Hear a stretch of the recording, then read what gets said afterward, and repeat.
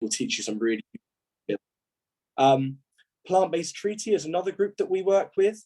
They are brilliant as well. So what we do is when we make a policy motion, we usually tell the universities as part of the first step to endorse the plant-based treaty. That just shows that, you know, they are in support of a plant-based food system across the board, but also within their university. Extinction Rebellion Youth are a great supply of students, I guess, as well. You know, there's lots of students involved in that movement, and a lot of them jump across and come over to plant-based unis, and they love to share our content as well, which is much appreciated. But the big one down there, Forward Food, they actually really help out with our campaign and how it will work operationally. So we haven't really needed them yet because no university has voted for a 100% plant-based university yet. But when one does, we're very hopeful, they will come in and carry out greenhouse gas calculations of the menus. So we can see a clear difference between a menu that has animal-based options and then one that's fully plant-based. So we know actually this menu is more sustainable, at least in terms of emissions. What they also do is for free come into universities and retrain chefs in plant-based cooking. So universities kind of have no excuse. You know, we've got the climate argument down, but if they're trying to talk about funding, we've got Forward Food that can come in and help retrain chefs as well. Another one that's not on here is we work with plant-based health professionals just to make sure that the menu has, you know, allergen-free options and it's still nutritionally friendly, and they come in and make the menu changes themselves. So that responsibility doesn't necessarily fall on the universities themselves. Great. Now we're just going to have a look at the different tactics used by our universities. I feel like since starting this campaign in November, which realistically, we've only had one term of working if you don't include exam season, it's created a massive community across the UK, which I just love. So you've got students at Warwick all the way to Dundee and Leeds as well. These, you know, with our banners and with our leaflets doing outreach and promoting the campaign. That's always great to see. And then we've got our London universities.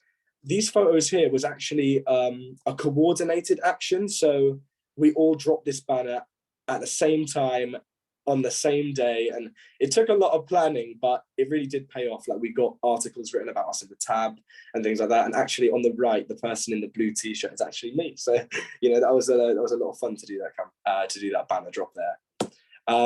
Yeah, as well as just doing banner drops and outreach, getting yourself in student media where you can be heard is really important. So we have some great examples of where plant-based universities have already been in the media. Here we've been in Surge Activism, we've been in plenty of other newspapers as well, like these ones, and even student-run newspapers as well. So I'm pretty sure Res Republica, I may be wrong, but I think that's a Queen Mary's. Oh no, the print is definitely Queen Mary's, and then we're part of the tab as well. And recently we've been featured in Plant-Based News, which on Instagram they've got over 1.2 million followers. So, you know, it just shows that in such a short space of time, the campaign is growing massively, and we're building a community of these like-minded individuals as well. So it's really good. Yeah, so that's the talk about, I guess, the campaign. But since like I said, it's very new. But what have we actually achieved so far since November in that one term that we've been working? Like I said, we've unfortunately not achieved that plant-based universities yet, but we're pushing for it. I really think we can get one win at least within the next academic year. But our wins so far at UCL, in all of their cafeterias at the moment, they are serving oat milk or plant milk as their default. So whenever you go in and you ask for a latte, they will automatically serve oat milk for that, which is just great, I think. Like, it's a little incremental win, but it's just a sign that when you've got a group like ours, which pressurizes the uni so strongly, you're more likely to win those little wins as well. Another one was at Sussex. Our Sussex team did a debate versus their Libertarian Society. And at the beginning of the debate, most people agreed that they didn't want the university to go fully plant-based. And then when our campaigners did the debate at the end, they checked to see whose side everyone was on, and they had swapped and they were in favor of a plant-based university at Sussex. So, you know, that was just amazing, because it shows if you really get the word out there about this campaign, people listen and people, you know, think it is a good idea generally. Also at London Met, we've now implemented meat-free Mondays, which they didn't have before, so that's really good. KCL has been recognised as an official campaign where they've received funding directly from their university, and they've got negotiation powers with like top dogs at the university as well. Bournemouth now has better signage for all of their plant-based menu items, and the plant-based milks and plant-based foods have been equal price to animal-based foods, which, you know, may not seem like much, but for people trying to eat more plant-based, whether for whatever reason, at Bournemouth University, that is a real big difference for them. Of course, it's a great first step, and we're pushing more change, but it's a great first step at Bournemouth. But I think the win that we're proudest at the moment is Warwick did a referendum at their university on whether the campus should remove most meat, dairy, and fishing from the menus. And that referendum was posed to the entire university, and 39% of the vote were in favour of us. And that was, you know, a couple of months after actually launching the campaign in November. So I just think next year, if we can come in campaign stronger and get another 12%, we've got a plant-based university finally, like in the UK. And once we have one, it will start a chain reaction and we'll get the rest. So really looking forward to how this campaign goes along. Just to talk about what we're doing at the moment. So this summer, we've not kind of gone away and, you know, sat down and done nothing. We are actively campaigning this summer. So a lot of people signed up to do plant-based unis during exam season. And of course, they didn't really have the time to get it all started up then. So we're dealing with the backlog there and just making sure they can start their campaigns in the summer, ready to go in September or in October and get into their freshers fairs. Because if they're in the freshers fairs, then we recruit more people. Yeah, we're just trying to expand to lots of different universities. We're at like 25 active campaigns now, but we want to get to 40 by the end of 2022.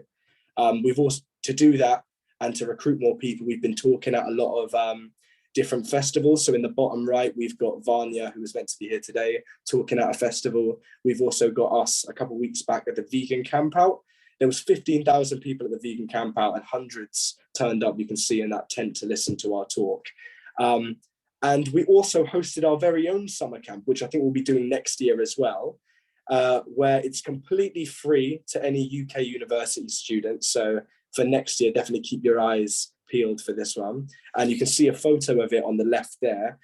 We had loads of workshops in effective campaigning and things like that, everything to do with plant-based universities. We had some animal rebellion speakers there. We even had Klaus from Plant-Based News. So, you know, a little celebrity there. So that was really fun. And yeah, it was just created a really nice community. That was what it was for campaign training and for creating a UK-wide network of like-minded students. Yeah, so keep your eyes peeled for it next year because we'd love to have you there. It's completely free. Yeah, so that was kind of everything I really have to say on the talk today. These are the points again of how a campaign actually runs from the beginning to the end. So like I say, you start off even with one person, but Exeter luckily already has a campaign. So if you want to join the team at Exeter, either talk to me directly or you could talk to the lovely Emma. Emma helps to lead the campaign over at Exeter. And you can check out plant-based universities directly on Instagram as well and help Exeter become the first 100% plant-based uni campus. Thank you guys very much. Cheers. If you've got any questions, of course, just yeah, let me know. I'm ready to take some questions. Amazing. Thank you so much. I realized we kind of launched straight into like campaign rather than looking at the problem, but I kind of like with the resources and stuff, it kind of like goes over that. And I feel like from our conversations, like a lot of us are kind of like relatively aware of like generally like the problems with like animal agriculture and climate. Does anyone have any questions for like Alfie while he's here, or like for me or for like anyone? Yeah. Michelle? Yeah, I was wondering, do you guys do anything about like, is it just plant-based that you're looking at, or is there also an exploration of like zero waste and things like that? So our campaign focuses on animal agriculture as an industry and trying to get universities to defund away from that and to, make their university 100% plant-based. So I guess that's to answer your question. Our campaign, does focus on the plant-based aspect to it. But, we completely recognize the importance of all these other campaigns that are trying to defund away from fossil fuels, zero waste. All of these campaigns, kind of feed into the same problem. And so, climate action from all those different fronts is really important. Yeah, and I think like with the plant-based thing, because like we gave out leaflets during our last banner drop, and like on the leaflet it is about like 100% plant-based, but with that, like the radicalism of it is because it's shifting like that Overton window of like what's like normal, and that's why we're so far, like, as university students, like historically it is about being like, saying it how it is, and like what we do like need to aspire to, but as much as we can like be here and like the university being there and like meeting in the middle and eventually like shifting further down, like that's kind of like the logic in it, I guess. Yeah. Edward, what's your I was very pleasantly surprised actually with some of the progress that you mentioned, Alfie, particularly the Warwick one. I don't know how that sort of referendum system works, like who was voting. So in that referendum, it was the entire student union had an opportunity to vote. Of course, not everyone does vote. So yeah, 39% out of everyone that did vote is, a really, really good result. If they were to have another referendum about it, they'd be making more noise. Hopefully the campaign will get a little bit more traction by then and more people would have heard of it. So there'll be more people voting, but hopefully more people voting on our side as well. Sorry, my connection's a bit dodgy. Can you still hear me? Oh yeah, no problem. Yeah. So it was the whole student union voting. So hopefully next year, if another referendum happens, we can get even more people voting and even more people voting on our side as well, because they'll understand why we're doing the campaign. So is that the sort of mechanism for change? Basically, you have to get your student union to make a majority vote. Is that the process? It depends actually. So each university is interesting because each university, how the catering is run is different. So I know at UCL, we have half of the catering owned by the uni and the other half by the student union. So our strategy is basically we approach the student union first, because then if they buy into the idea, they change half of the catering, and then we have that pressurizing power to pressurize the uni itself. But if your student union's got nothing to do with the catering, it could even be better for each uni to just go directly to the catering team or go to whoever's in charge of that at their uni. It just takes, you learn about it more at the training day, but there's also just takes a bit of discussion and research for what it is at your university and how it's going to be best to make change at yours. Yeah, because at Exeter we're in this weird position where like the Students' Guild, like the union, no longer own like any commercial outlets, which is kind of good for us because it means that the union can push like the uni to change, like representing students. But obviously like the main problem that we've encountered is either bureaucracy, long-term contracts, or just money and like commercial viability and risk and like student demand, which is why like, because universities at the end of the day are like data driven and like all their decisions are like about like data, so like that's what we've been kind of gathering over the last like 6 months is ways in which to show that students are demanding it, but at the same time that we need to make like shifts straight away, like even if we aren't necessarily consulting like all students, recognizing the fact that like the climate emergency demands like some change to happen without people wanting it to happen, because obviously behavior change is difficult, but it does need to happen. So yeah. Anchor. Hi, thank you. I just wanted to came in because you were talking about Exeter. Emma. So I was just curious. I wanted to hear about the extra response, which I think I got from you just now. But also, do you get anything from farmers? Because Devon is so strongly linked, or there's a perception that there are a lot of farmers and they're very strong in Devon and Cornwall, I guess. I don't know about Cornwall. So anything about that? I'm just curious. Yeah, no, totally. So we did like a launch event like online in February, March time. And that was with some like researchers at the uni, as well as like plant-based unis and students. And we were talking like a lot about how obviously sustainable food isn't necessarily just plant-based, it's local. And if we can get the two, then that's great. And there were like, we used to have some kind of link to Riverford food and like other local food places, but because again of like the commercial viability and like the mass amount of stuff which we needed, it was kind of like written off, although it's in like the 2022 climate emergency policy includes like number 13 is like establishing local sustainable food policy. They're completely just like ignoring that basically. And the recent decision to bring Starbucks onto campus has not been great at all. So we're kind of like a group of us like representing the Sustainable like Students Alliance. We're kind of saying, wow, you're completely like violating all of your climate strategy.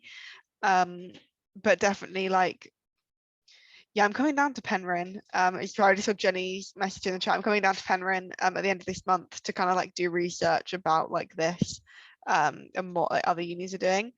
But I mean, the problem we're coming up again is the fact that any decision made about commercial outlets is made by a very small group of people who's in their like decision pyramid or however they do it, their matrix. Sustainability isn't like the main one. And neither is affordability really. It's crazy really, because they put these net zero targets up and then what are they doing to actually get there? It's mad. Yeah. So like if we can get, I mean, I don't know if this has happened in any other unis, but something that we've actually really found useful is working with staff as well. Like because I worked with Stefano Pascucci and Natalia Lawrence, and they're like so on it. Awesome, yeah. So on it. And I think that if we can make like a student staff alliance to like raise these issues, like the more power we have and the more voice we have, then the better. So yeah, I don't think that's been done, but yeah, Michelle. Yeah, I think you guys might be the first to do something so strong like that, and I think it's a brilliant idea. And like I say, of course, since this campaign is so new, experimenting with ideas like that, creating a staff and student alliance, and how strong it can be in actually influencing change at the uni is something that, if it's communicated with all the other universities, we're more likely to get that change as well. So yeah, great idea. Yeah. So Michelle, did you have a question? Yeah, do you know how much like of a done deal the Starbucks thing is? Like, is it definitely set in stone and there's nothing that we can do? Like, because I know pretty much everyone in my department like commented on it and we're like, oh, this sucks. No one's happy with it. And like that also includes staff as well. Like, you know, like over the summer, PhD students and staff, like we're the only ones on campus most of the time besides like exchange students. So we still go down to the forum and buy things, and pretty sure no one's happy about the Starbucks. Okay, I'm gonna talk to you because I like one of the other officer. I mean, I'm a team of 4 at the student officers. My colleague, I sent her into the commercial collaboration meeting, which is where all these decisions are made yesterday with the sustainability angle. And basically I had a meeting with the head of sustainability, and we think that like if we can get some amount of like pressure, even just like to raise awareness about it, right? So I think that's like a conversation which, although like it's probably been signed, there is a way that we can like use this as an example of like where this frozen. Oh no. Can you hear me? We can hear you. Okay. I'm just gonna carry on. That's so weird. Can you still hear me? This is so funny. I'm gonna switch onto my phone. no, but I think we can definitely use it as an example of like where I'm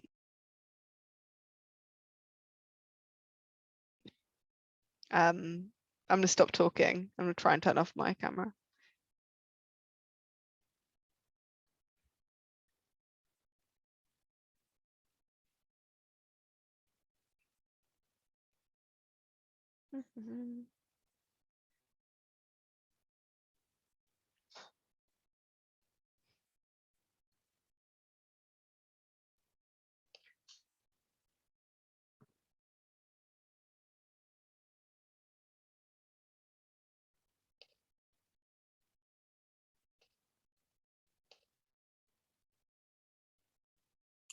Are you still here, Emma, or have we lost you?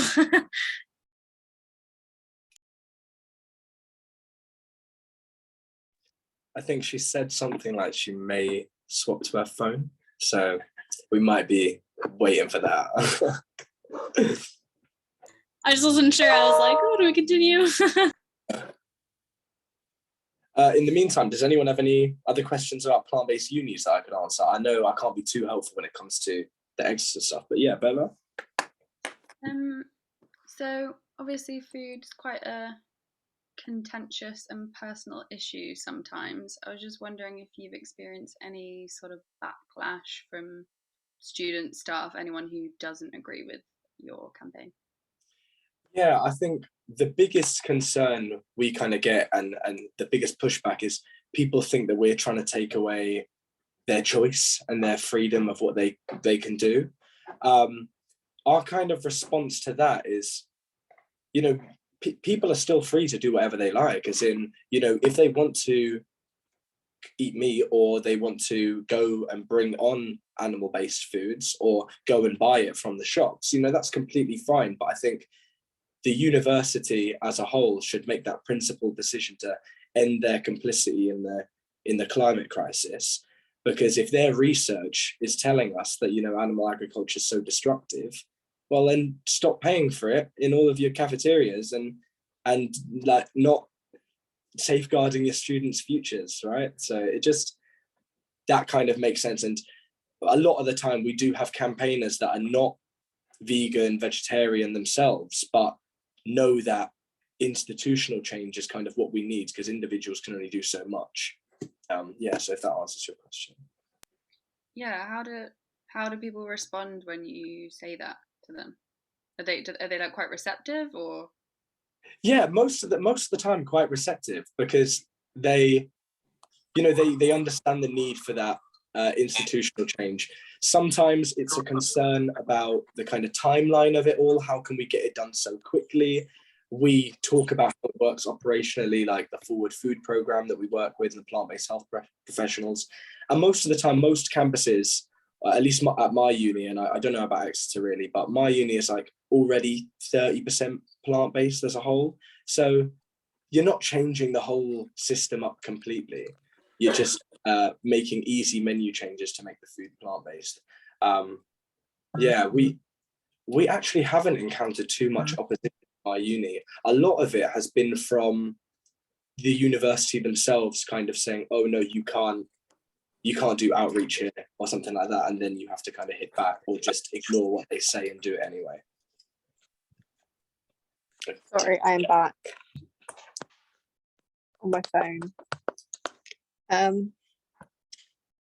don't know where you got to. However, we were talking about Starbucks.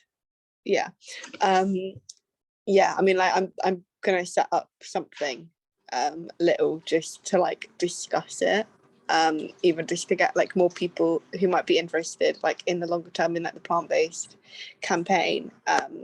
Because I think like, yeah, as you said, Michelle, like there are a lot of people who like a lot of stakeholders, e.g. students and staff, who it will affect in terms of like just having this massive corporation on campus which doesn't align with like our values.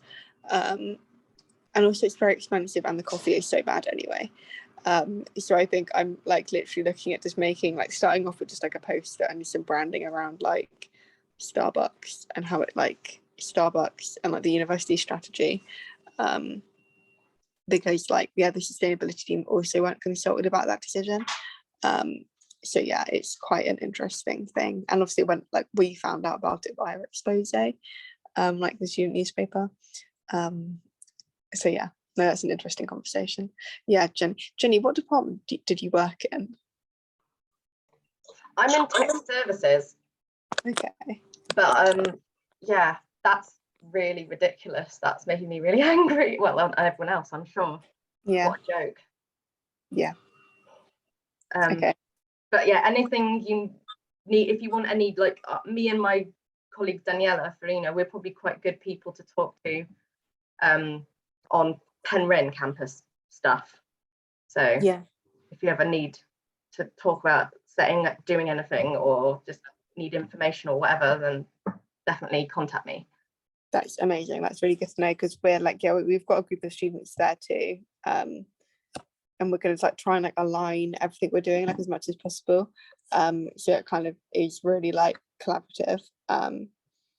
Because I think that's the way we win. Like we can't let them ignore us, basically. But yeah. Did anyone else have any like other questions or anything? We've also got like, I put in the chat, there's like a really good just basic list of like stats that I use a lot of the time, like stats and statistics and where they're like cited from. And that's just like a really good, if you're like, ever talking about it, or just like want like something to remind yourself like, why are we doing this campaign? As well as you should have, or I've all sent you like the resource list, and that's really good, and especially the Nemec and Poor study is like incredibly influential for this campaign. I'd say, Alfie, would you say it's pretty solid? It's just pretty solid research from Oxford. 100%. Like that's the one that says animal agriculture is responsible for up to 49% of greenhouse gases.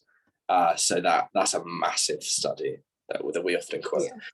But yeah, greenhouse gas emissions, like I said in the talk, all of the sources vary so drastically, but animal agriculture consistently is more than the entire world's transport sector in most of the papers.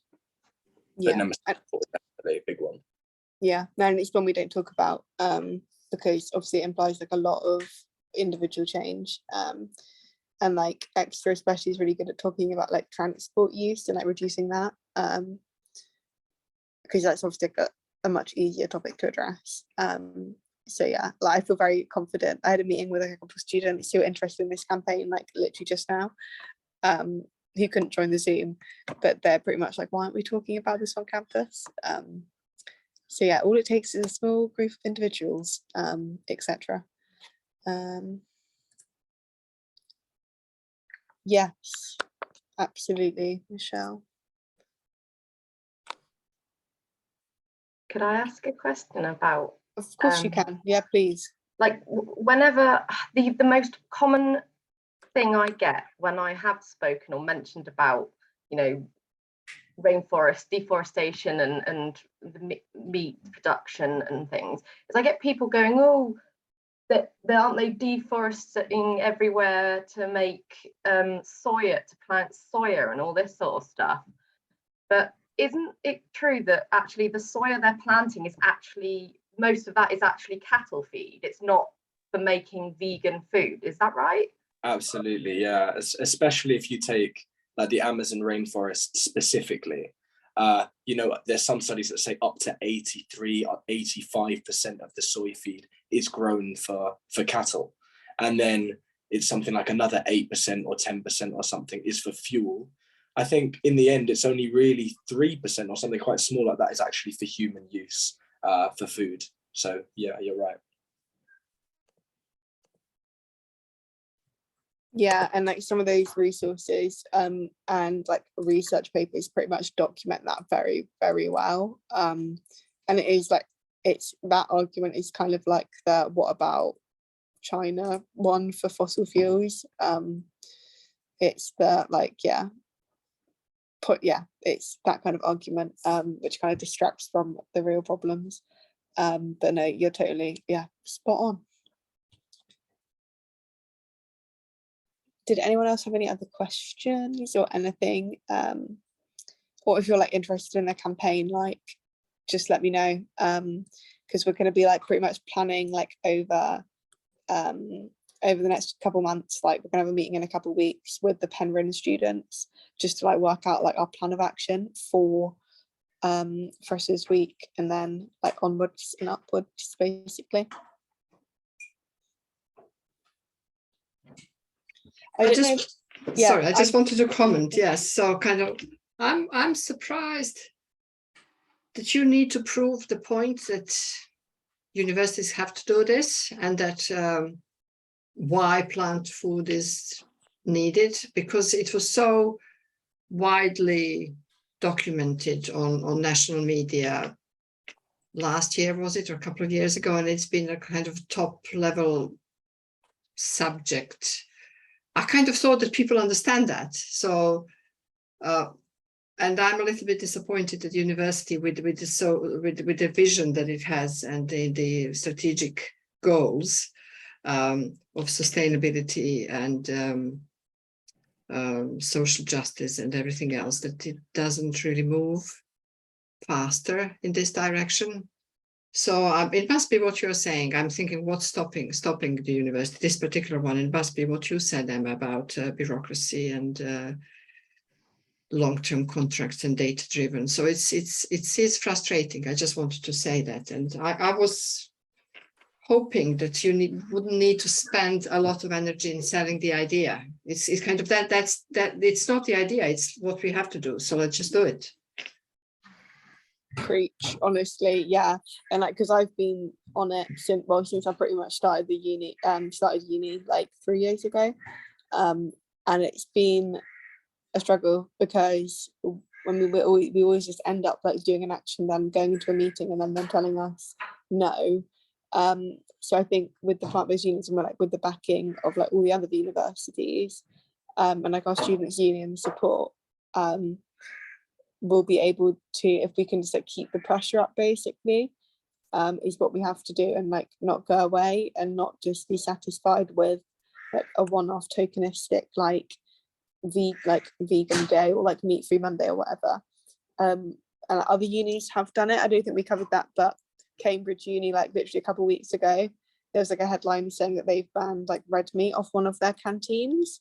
And then there's a lot of, Alfie, you probably know more off the top of your head, but like this university in Berlin have gone like pretty much plant-based, so that it is happening. And I think that like the goal is very like tangible and very possible, but it's just about like keeping up like the pressure from all aspects of the university, like from staff, students, and also having like the confidence to speak out about it, but also but mainly the main thing is the time commitment, right, and like the energy that you do have to put into a campaign, and that's what we've got to do, but that's definitely like what I've got this year a bit more, so yeah. But I didn't like, what are your experiences with like grand challenges? I don't know if you like, did you see the outcomes of them this year? Absolutely. And you mentioned Natalia Lawrence and Stefano Vespucci. They are both involved in challenges, especially Natalia. She's the lead academic in the Future Food Challenge. And we always have groups addressing this and having campaigns and having ideas.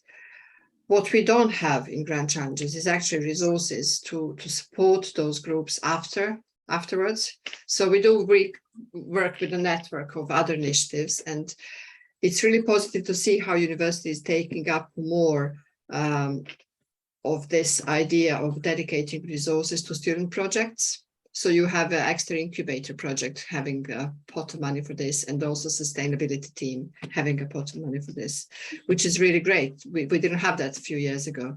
But in grand challenges, we just don't have the capacity to do that because we switch off and go and do the other programs.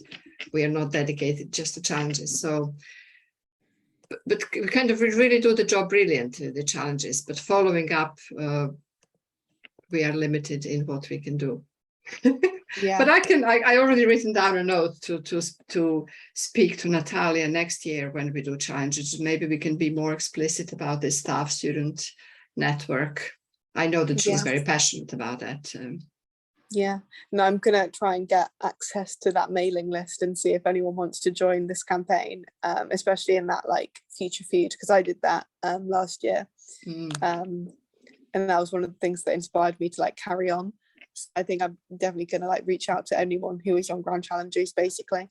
Let me see if they'll come, because like, we're really targeting like Fresh This Week as like a really solid opportunity to do outreach. So yeah, I think if we can get that like student staff network, because at the end of the day it's like us with the knowledge, but just without the strings to pull basically. But yeah.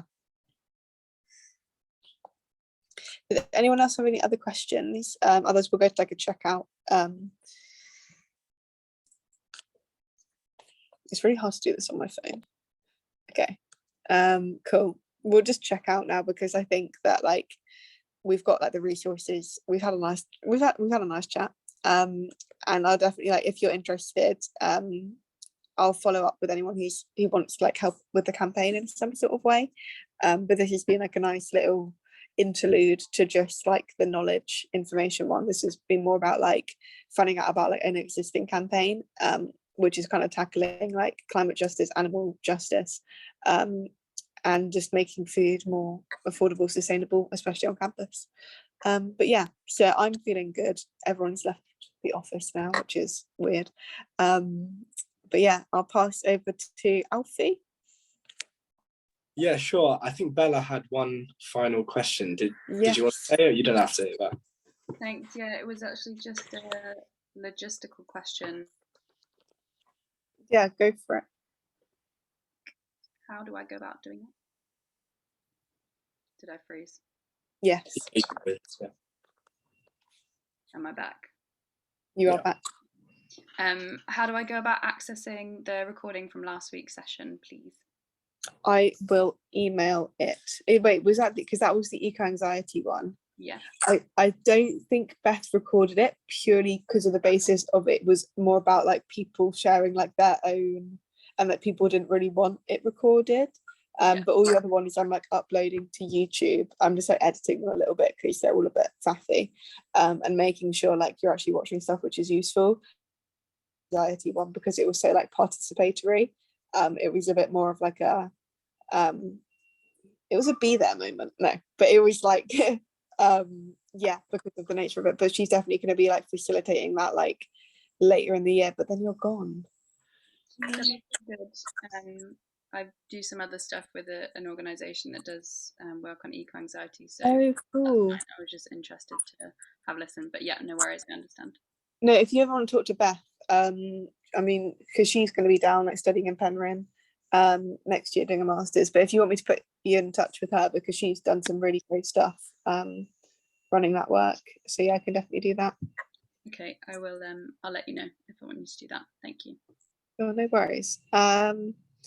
Yeah, Alfie, did you want to check out? Thank you so much for taking this session. Thank you for everyone for having me. This is actually one of my first talks like this. So, you know, I was a little bit nervous before the call, but you know, I'm really happy that you guys all stayed.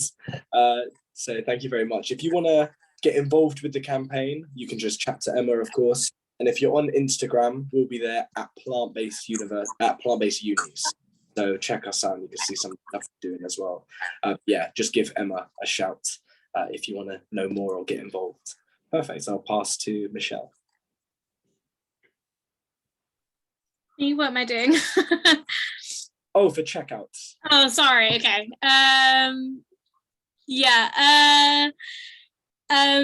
Yeah, thank you guys. Yeah, it was really interesting to hear from you guys. Emma, I'd be like happy to help like organize like for the Starbucks thing. Yeah, and I definitely am happy to keep on hearing about the plant-based movement. I'd be happy to sign any petition. Amazing. Anchor. So I wasn't sure what was I supposed to say now. So say thank you. Apart from thank you, what else? Just how you're feeling after. How am I feeling? I'm feeling better than I felt this morning, actually, which is amazing for 5:30 after a busy day. I think that's a lot. Says a lot. I feel encouraged and empowered and positive, which That's is great. good. Yeah. I'm kind of Amazing. planning forward and thinking. I do have a huge to-do list, which has nothing to do with this meeting. So tomorrow morning I'll be again. But at some point, this will come back, and I will. Yeah, it's in my head. So we'll continue talking and working together. And it was lovely to meet you, Alfie, and to hear from you. Thank you. Amazing. Yeah, no, that's the thing, like it comes in waves, right? Like all of this, and like where we can like commit and stuff. So it's totally amazing. Elise. Oh yeah, thank you for the presentation. It was really interesting. And I think it's encouraging to hear what other uni managed to do. That's really cool to hear about. I'd be happy to help Emma if there's anything not to do with outreach, you know, behind the scenes stuff. If you need help to pin banners, that's kind of fun and can contribute as an introvert. That's the best way to do it. So yeah, that's it. Amazing, thank you. And Bella, finally. Yeah, just echo what everyone else said. Thanks, Alfie. It was really interesting, and it's just really nice to hear about a campaign that's got like a tangible, positive endpoint. I feel like a lot of the time with climate action, we're trying to prevent bad stuff from happening, and like a result is nothing happening, like nothing getting worse. So it's nice to like be aiming for something solid that you can kind of like celebrate when something gets achieved. Yeah. Thanks. No, it's so true. Cool. Next week we don't have a session because I have to go to NUS conference, which will be good. But yeah, so there's no session next week. Then the week after that is going to be on like intersectional environmentalism, and that's with an activist I met at COP, who's based in Rio de Janeiro. So that'd be cool. And then the next one after that is about finding your place in the climate movement, by Fee Quackett. And then the last one is about health and climate justice with like a current doctor who's working for Health for a Green New Deal. So that'll be sick. And then I'm currently organizing like some kind of, if we want to, like an in-person like social kind of thing, or just like we can just close it and like talk about other stuff that's happening like in Exeter in the next like few months after that. You know, thank you so much all for coming. Oh, and also final point, I bought everyone like this book called Perspectives for a Green New Deal, which is like really good. And also you should have an email about gift cards if you've attended like more than 4 sessions. So you should all have like either an email or it's being sent to you. And I've got the books, so I'm going to give them to you. I know Michelle, you've asked for it, and Elise, I'll give it to you. And if you want it posted to you, just email me. It's like a really good book, basically. So yeah, and it kind of like summarizes a lot of the themes that we've talked about in this kind of workshop-y space. But yeah, I hope everyone has a wonderful evening, and stay safe. Cool. Thank you all. Bye. Thank you. Bye-bye.